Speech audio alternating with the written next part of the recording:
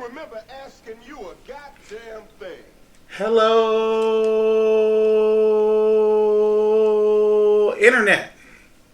Welcome back to the podcast that no one asked for. My name is Guy. And my name is Babs. And no one asked for this. Today, we will be giving out our picks for the Golden Globes, which take place on Sunday. We're recording this on Friday, January 3rd, and the Globes broadcast will be on Sunday, January 5th. As usual with everything, we are not experts. We're just giving our layman's opinion. And this won't be predicting who we think the HFPA will pick. This is who we would want to win if we were, or who we would vote for even if we were a member of the Hollywood Foreign Press Association. We're only going to discuss the categories that are in relation to movies, with the exception of screenplay and deep cut cinematography and all that stuff that we don't feel even remotely qualified to discuss.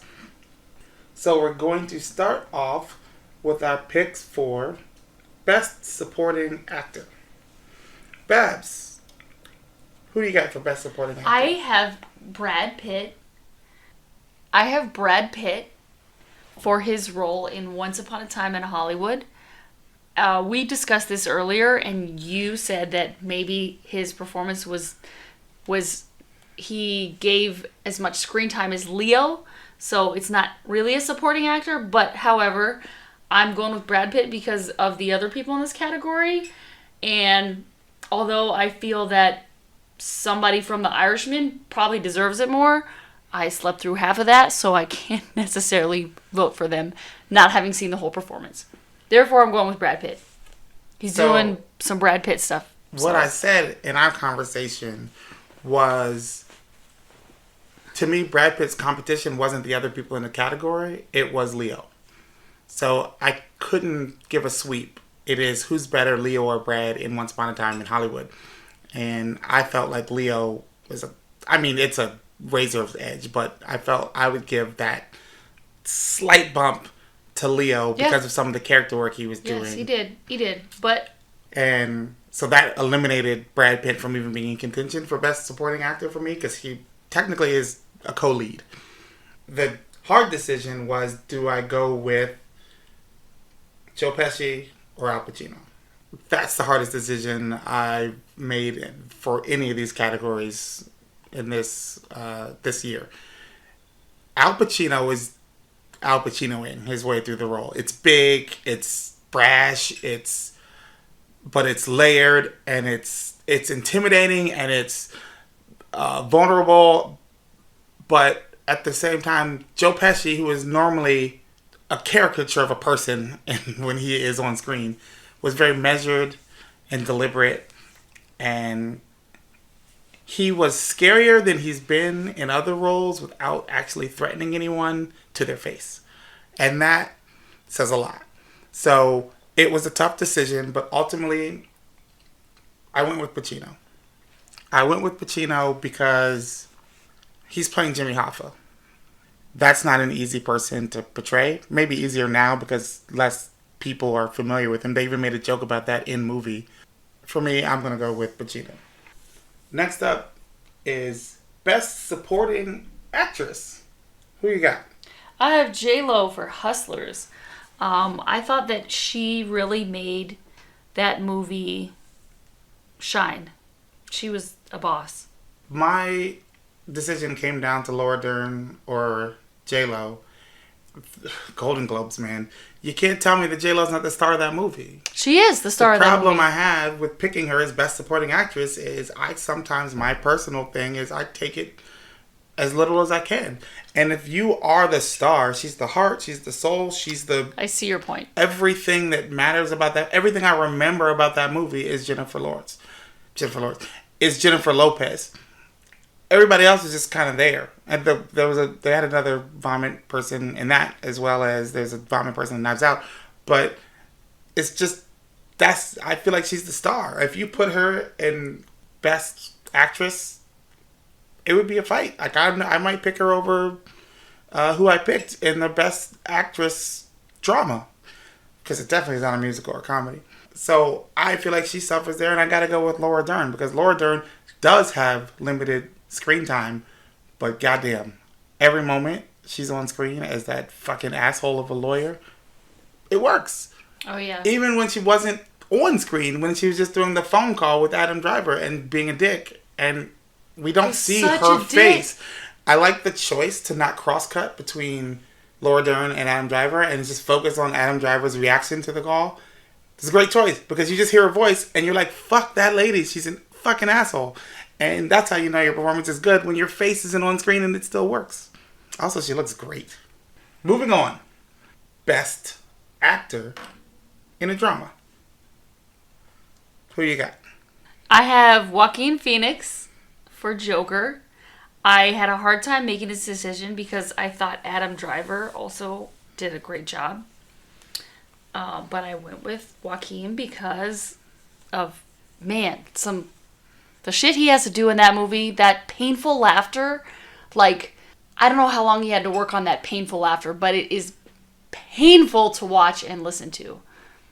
And his body contortions, and he looks like he lost a bunch of weight for that movie. He put in a lot of work, and it is a very unsettling, like, uncomfortable performance. I picked the same person, and Adam Driver was also my second place, and I gave Joaquin Phoenix the edge over Driver because A, the weight loss, B, he's playing a character everyone thinks they know. Everyone has an idea of who the Joker is to them. Yeah. And it's hard to go against that. And all of my instincts were saying, Joaquin Phoenix has done the weight thing before. Joaquin Phoenix has done the unsettling performance thing before. Joaquin Phoenix has been the bad guy, the big bad, in plenty of movies before.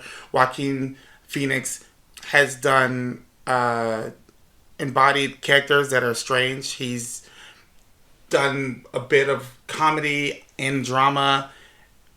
And as I was doing all that in my head, I'm like, why am I making excuses for not just picking the man? I gotta stop making excuses and just recognize that what he did was fucking amazing. You watched the movie, and if you were like me, you were like, and Joker is a character, he's like the king of villains to me. Like, he is a villain that everybody knows.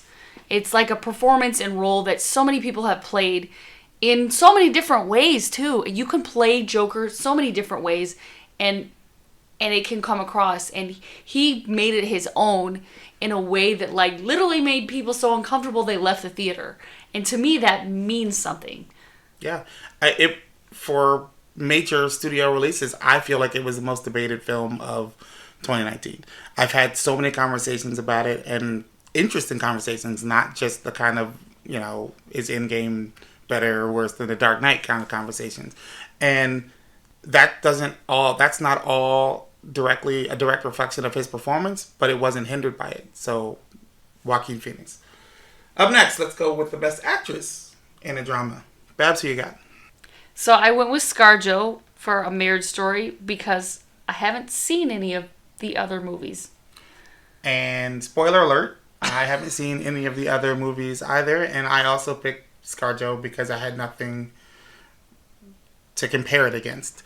There's nothing to argue for or against, so we will just move on to the next category, which is Best Actor in a Comedy or Musical. I went with Eddie Murphy for Dolomite Is My Name. This, among the other people to pick in this category, I was kind of considering Daniel Craig for Knives Out, and I was kind of considering Leo, because those are the three movies I've watched. But I went with Eddie Murphy because that movie made me laugh the most. So he gets the win for me. I went with Leonardo DiCaprio. I think I spoiled it earlier when I said I picked Leo over Brad. My number 2 was definitely Eddie Murphy because, wow, that movie should have been trash, but he saved it. I would give a special shout out to Daniel Craig and Knives Out because I don't think that movie works without him. Oh my God. the comedy of that movie is basically Daniel Craig's performance, but he's also the detective that figures everything out and kind of saves the day. So he's the engine that makes the movie work and the mechanic that fixes all the holes in the plot. So special shout out to him. The problem is his accent is distracting. He sounds like Foghorn Leghorn. He is not pulling it off no matter what he says. So the fact of the accent being so distracting is how I had to go with Leonardo DiCaprio in Once Upon a Time. It adds to the humor, but it does, but it also is distracting. Yeah, it is distracting. Moving on, Best Actress in a Motion Picture, Musical, or Comedy. I went with Emma Thompson from Late Night. I kind of felt bad because in a classic Golden Globes, sometimes I feel like people are just in the wrong category and it's not really fair. I would say that the Booksmart lady, I don't know her name off the top of my head. Beanie Feldstein? She did a great job, but she's doing a comedic performance. Emma Thompson is both playing a comedian, so she's doing like a stand-up and a late night show, but also playing that person when they're off screen, which is more of a dramatic performance.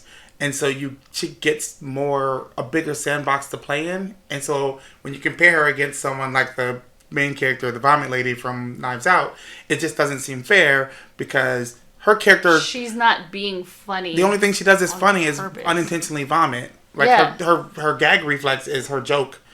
But she's on screen with Daniel Craig for 70% of the movie.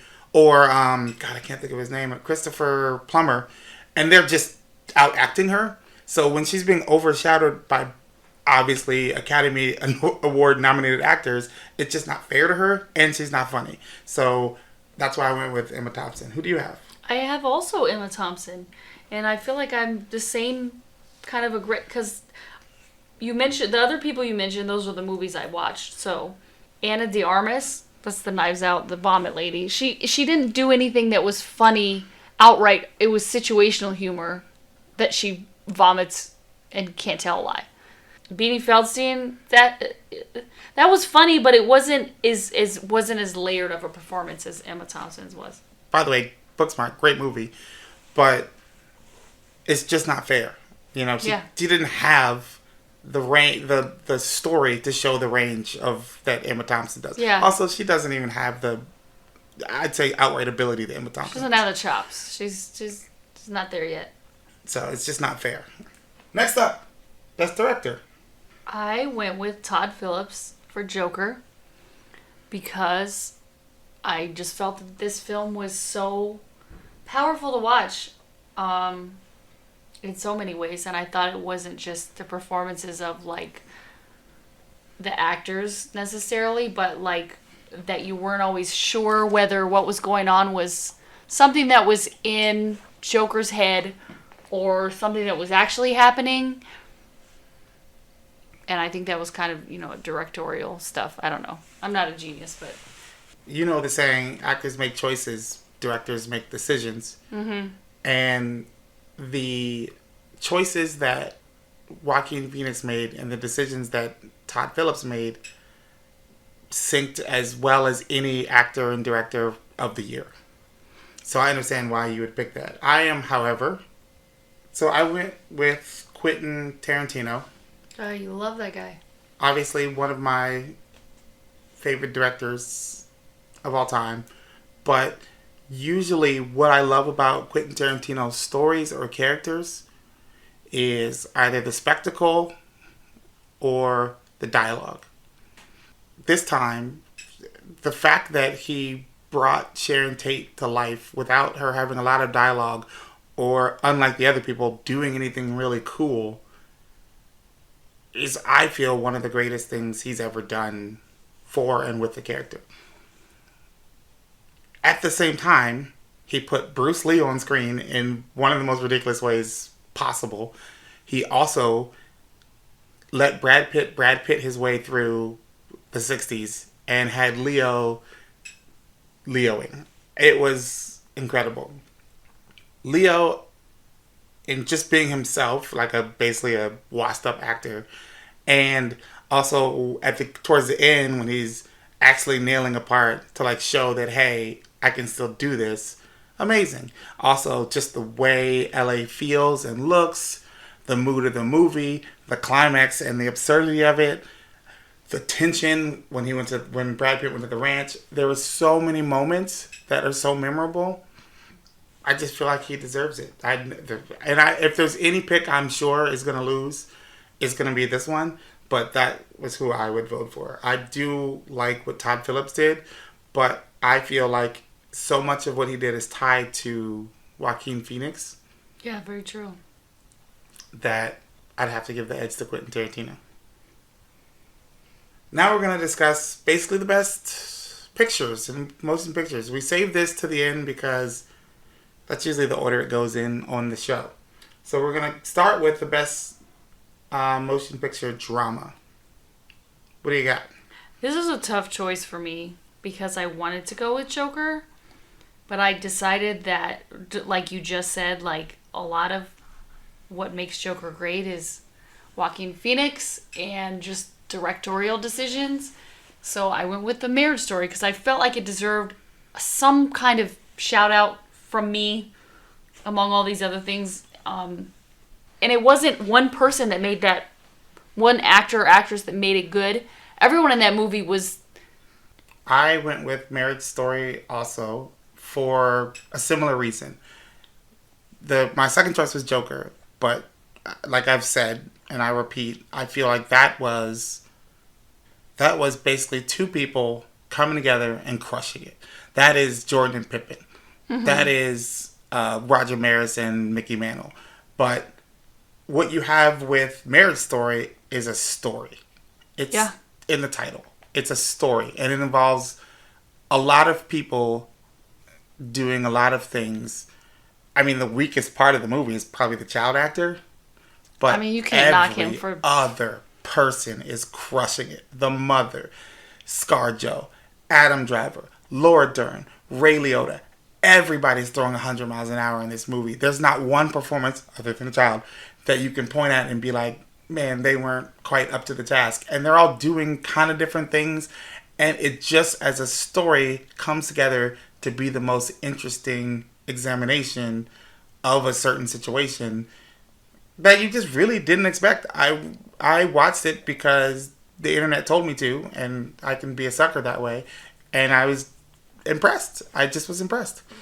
That story, that movie could have been terrible for 18 different reasons, or it could have been cliche, or it could have been...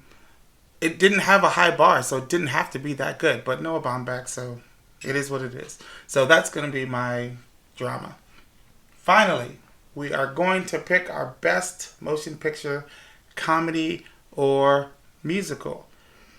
And of course we end with this because it's the weirdest category, and there's often a comedy or musical that is a drama in the category, and there's often a drama that's listed as a comedy or musical. So it's always the most difficult for me to predict and to pick who I would vote for.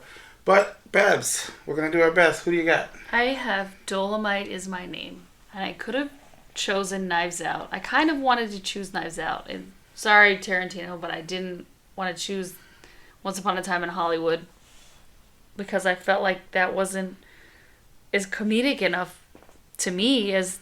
So that's why I went with Dolomite, because it was... and I felt that it was not just Eddie Murphy who gave a good performance in that movie. There were a lot of other people that just kind of came together and made it good. Yeah, and it put a spotlight on a story a lot of, well, I don't want to say millennials, but I would say... You could say it. People would not have known, because... Yeah, I didn't know. Dolomite's story is one that happened, before social media, obviously.